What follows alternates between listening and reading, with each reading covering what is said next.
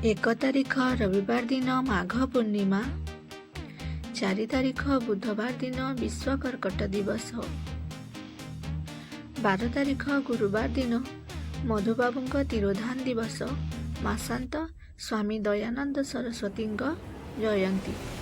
13 ତାରିଖ ଶୁକ୍ରବାର ଦିନ କୁମ୍ଭ ସଂକ୍ରାନ୍ତି ପଙ୍କୋଦ୍ଧାର ଏକାଦଶୀ, 14 ତାରିଖ ଶନିବାର ଦିନ ଶରଣ ପଞ୍ଚକ ଆରମ୍ଭ, 15 ତାରିଖ ରବିବାର ଦିନ ମହାଶିବରାତ୍ରି ଜାଗର,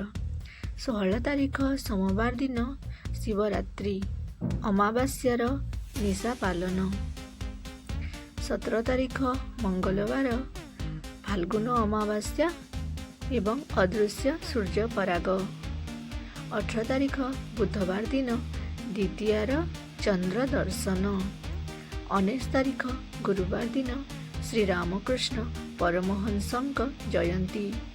21 ତାରିଖ ଶନିବାର ଦିନ ଶ୍ରୀମା ଜୟନ୍ତୀ, 26 ତାରିଖ ଗୁରୁବାର ଦିନ ଫଗୁ ଦଶମୀ ସୁଦଶା ବ୍ରତ ଦୋଲଯାତ୍ରା ଆରମ୍ଭ, 27 ତାରିଖ ଶୁକ୍ରବାର ଦିନ ସର୍ବସମ୍ମତ ପାପନାଶିନୀ ଏକାଦଶୀ ଓ ସ୍ନାନ, 28 ତାରିଖ ଶନିବାର ଦିନ ଗୋବିନ୍ଦ ଦ୍ୱାଦଶୀ ସ୍ନାନ।